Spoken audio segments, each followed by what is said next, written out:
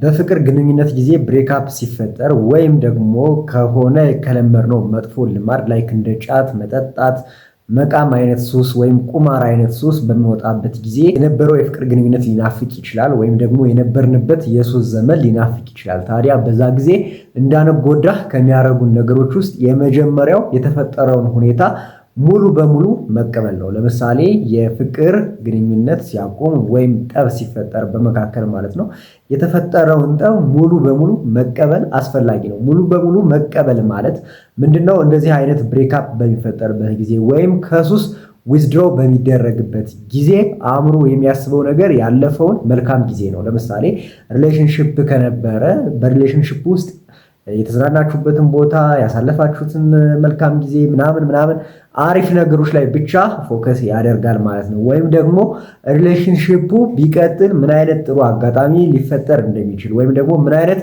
ጥሩ ፊውቸር ፊት ለፊት ሊኖራችሁ እንደሚችል ነው ልታስቡ የምትችሉት ማለት ነው።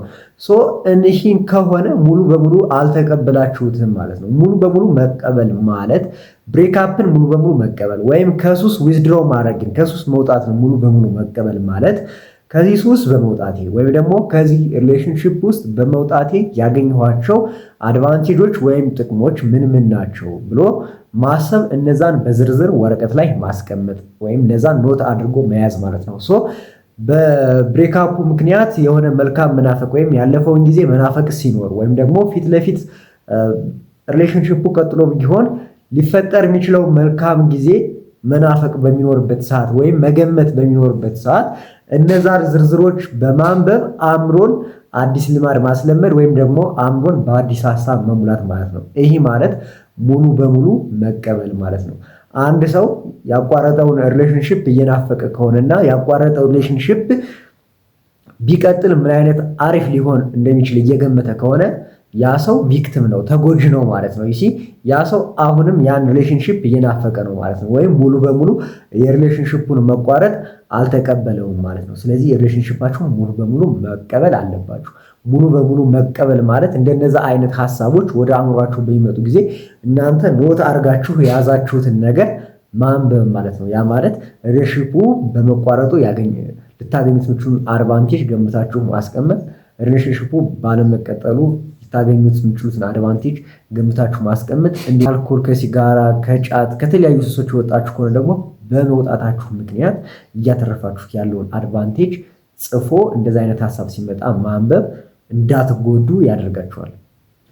ሁለተኛው የባከነ ወጪ ላይ ያለንን አመለካከት መቀየር ነው። የባከነ ወጪ ማለት አንድ ሴት ወይም ወንድ በሪሌሽንሺፓቸው ጊዜ ቤተሰባቸውን ሊያጡ ይችላሉ፣ ወይም ስለዛ ስለሚወዱት ሰው ሲሉ ከቤተሰቦቻቸው ጋር ሊጣሉ ይችላሉ፣ ከነባር ጓደኞቻቸው ጋር ሊጣሉ ይችላሉ፣ ሌላ የሚገባቸውን የሪሌሽንሺፕ አካል ሊተው ሊያጡ ይችላሉ፣ ወይም ደግሞ የገንዘብ ወጪ በአብሯቸው ባለ በህይወት አጋራቸው ላይ በጣም ብዙ ኢንቨስትመንት ሊያደርጉ ይችላሉ ማለት ነው። እነዚህ የባከኑ ወጪዎች ይባላሉ ማለት ነው። እነዚህ የባከኑ ወጪዎችን መርሳት ነው። ምክንያቱም ሪሌሽንሺፕ ብሬክአፕ እንዳደረገ ወደ አእምሮ የሚመጣው የባከነው ጊዜ ነው። በሱ ወይም በሷ ምክንያት ከቤተሰቤ ጋር ተጣልቻለሁ፣ ብዙ ጊዜ አባክኛለሁ፣ ብዙ ገንዘብ አባክኛለሁ፣ ጓደኞቼን ትቻለሁ፣ ትምህርቴን ትቻለሁ፣ ስራዬን ትቻለሁ፣ የስራ ቦታ ቀይሬያለሁ፣ የትምህርት ቦታ ቀይሬያለሁ። እንደዚህ አይነት የተለያዩ ነገሮች ስፔሻሊ ደግሞ ከሱ የተሻለ የሚገባኝን ወንድ በሱ ምክንያት ትቻለሁ፣ ከሷ የተሻለች ልትገባኝ የምችልን ሴት በሷ ምክንያት ትቻለሁ የሚል ምክንያቶች ወደ አእምሮ ይመጣሉ። ይህን አመለካከት መቀየር ነው። ይህን አመለካከት መቀየር ማለት አሁንስ ተጨማሪ ጊዜን በሷ ምክንያት ማባከን አለብኝ ወይ? ወይም ደግሞ በሱ ምክንያት ማባከን አለብኝ ወይ? ተጨማሪ ሰው በሷ ወይም በሱ ምክንያት ማጣት አለብኝ ወይ? ተጨማሪ ቤተሰብ በሱ ወይም በሷ ምክንያት ማጣት አለብኝ ወይ? ተጨማሪ እድሜን ማባከን አለብኝ ወይ? ተጨማሪ ገንዘቤን ማባከን አለብኝ ወይ? ይህን ውሳኔ መወሰን እችላለሁ ወይ ብላችሁ ማሰብ መቻል አለባችሁ።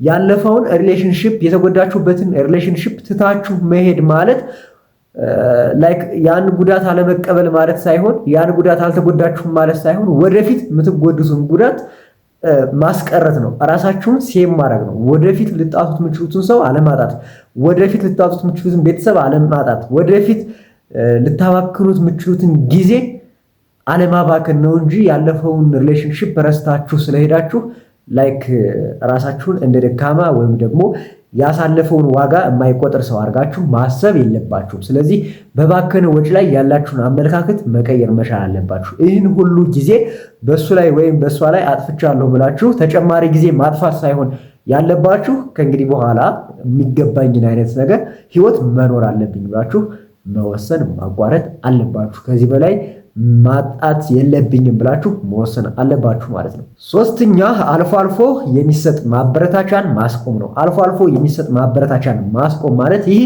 ትልቅ የሳይኮሎጂ ወጥመድ ስለሆነ በጣም በደንብ ማስቆም አለባችሁ። ምክንያቱም ከሪሌሽንሽፕ በኋላ እህትና ወንድም ሆነን እንቀጥል ወይም ደግሞ ጓደኛሞች ሆነን እንቀጥል የሚባል ነገር አለ። እንደዚህ አይነት መቀጠል አያስፈልግም።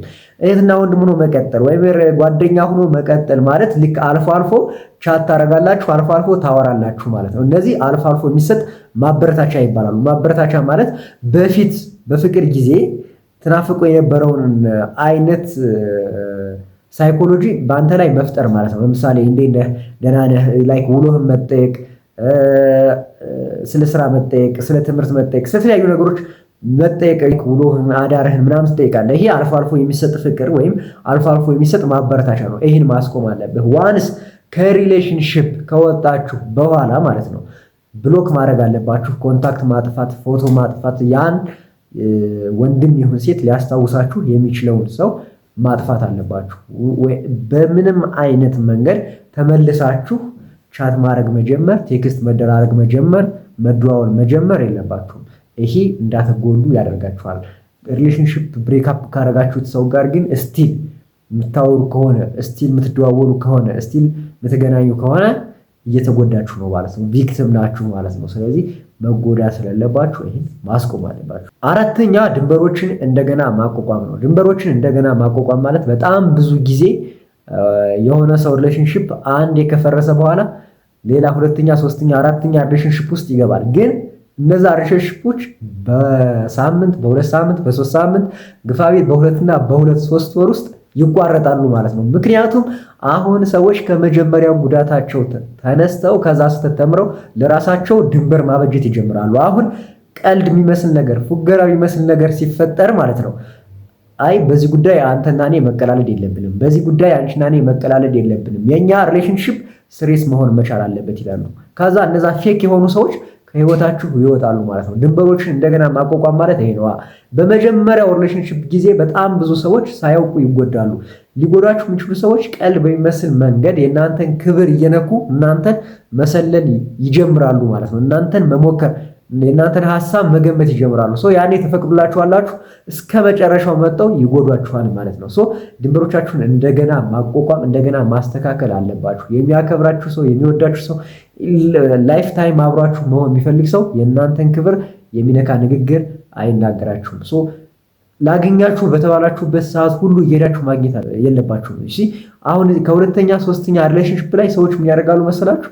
ለነሱ የሚያስፈልገውን ጊዜ፣ ለጓደኛ የሚያስፈልገውን ጊዜ፣ ለፍቅረኛ የሚያስፈልገውን ጊዜ ጠንቅቀው ያውቃሉ። ስራቸውን ትተው የሆነ ፕሮግራም አቋርጠው ትምህርት ትተው የሆነ ነገር ትተው ፍቅረኛቸውን ለማግኘት አይሄዱም። ብዙ ጊዜ ግን የመጀመሪያ ሪሌሽንሽፕ ላይ ሁሉን ነገር ትቶ ለዛኛው ለጓደኛው አጋር ሴት የሚሆን ኢንቨስት ራሱን ያደርጋል ማለት ነው። ሴት ከሆነች የቤተሰቦቿን ፕሮግራም ትታ፣ ትምህርቷን ትታ፣ ክላሷን ትታ፣ ስራዋን ትታ፣ በጣም አስፈላጊ የሆነ ጉዳዩን ትታ ያን ወንድ ጓደኛዋን ለማግኘት ልትሄድ ትችላለች። ሁለተኛ ሶስተኛ ሪሌሽንሽፕ ላይ ግን እንደዚህ አታደርግም። አሁን ለራሷ መስመር ይኖራታል። የሚያስፈልጋትን ነገር ጠንቅቃ ታውቃለች። ጊዜ የምትሰጠው ለልጁ ከእሷ ከተረፋት ብቻ ነው። ወንድም እንደዛው ማለት ነው። ይሄ ድንበሮችን እንደገና ማቋቋም ይባላል። የሚገባችሁን ክብር ለራሳችሁ መስጠት አለባችሁ። ለራሳችሁ ሰዎች የሚሰጧችሁ ክብር እናንተ ለራሳችሁ የሰጣችሁትን ያክል ነው። ድንበራችሁን አስተካክሉ። ጊዜ ስትሰጡ፣ ፍቅር ስትሰጡ ኤቭሪቲንግ ከእናንተ የተረፈ መሆን አለበት። አምስተኛ ባዶ ቦታውን በሚገባ ሰው ወይም በሚገባ ልማድ መሙላት ነው። በነገራችን ላይ ፎከስ አድርጌ የነገርኳችሁ ሪሌሽንሽፕ ላይ ነው፣ ግን የምነግራችሁ ሀሳብ ለልማድም ይሆናሉ። እነዚህ ካደንዛዥ ልማዶች የምትወጡ ሰዎች ማለት ነው። ባዶ ቦታውን በአስፈላጊ ቦታ መሙላት ማለት የሆነ ሰው ከህይወታችሁ እንደወጣ የሚሰማችሁ ስሜት ባዶነት ነው። በቃ ላይክ ከእሷ በላይ ሴት ያለ አይመስልህም፣ ለአንተ የተፈጠረች እሷ ናት። ወይም ደግሞ ከእሱ በላይ ወንድ ያለ አይመስልሽም፣ ለአንቺ የተፈጠረ ወንድ እሱ ነው። ላይክ ቤተሰብ አይታይሽም፣ ጓደኛ አይታይሽም፣ ኤቭሪቲንግ አይታይሽም። ሶ እሱ ብቻ ነው የሚታይሽ ማለት ነው። ሶ ላይክ ከማንነትሽ የሆነ ሌላ ማንነት እንደጎደለ ይሰማሻል ማለት ነው። ይህን ባዶ ቦታ በትክክለኛ አካል መሙላት ያስፈልጋል። ይህን ባዶ ቦታ በትክክለኛ አካል መሙላት ማለት የመጀመሪያው ነገር ወደ ቀድሞ ጓደኞች መመለስ ነው። ወደ ሃይስኩል፣ ወደ ፕሪፓራቶሪ፣ ወደ ጁኒየር ጓደኞች ወይም ወደ ስራ ጓደኞች መመለስ ነው። እነሱ ጋር እንደገና ቻት ማድረግ፣ እነሱን ስልክ ፈልጎ ማግኘት፣ ሶሻል ሚዲያ ላይ እነሱን መፈለግ፣ ማውራት፣ ያሳለፋችሁትን ኤክስፔሪየንስ ሸር መደራረግ፣ እንደዚህ ነው። ከዛ አዳዲስ ፊልሞች ወይም ደግሞ ምንድነው ቋንቋ ልትማሩባቸው የምችሉትን ፊልሞች፣ አዲስ ቴክኖሎጂ ልትማሩባቸው፣ አዲስ እውቀት ልታገኙባቸው የምችሉትን ፊልሞች ማየት፣ መጽሐፎችን ማንበብ፣ የቢዝነስ መጽሐፎች፣ የሰልፍ ዲቨሎፕመንት፣ የሳይኮሎጂ መጽሐፎች፣ የስኬት መጽሐፎች፣ እነዚህን ማንበብ፣ ላይክ መጽሐፍ ቅዱስ ወይም ቁርአን ማንበብ፣ አዳዲስ ልማዶችን መልመድ፣ የጎደለውን ቦታ በአስፈላጊ አካል መሙላት መቻል አለባችሁ። እስፔሻሊ ወደ ፍቅር ግንኙነት ድጋሜ ከሄዳችሁ ዲዘርቭ የሚያደርጋችሁን ሰው የፍቅር ጓደኛ አድርጋችሁ መያዝ አለባችሁ። በጣም ብዙ በፍቅር የተጎዱ ልጆች የጎዷቸው ሰዎች ለነሱ የማይገቡ ሰዎች ናቸው።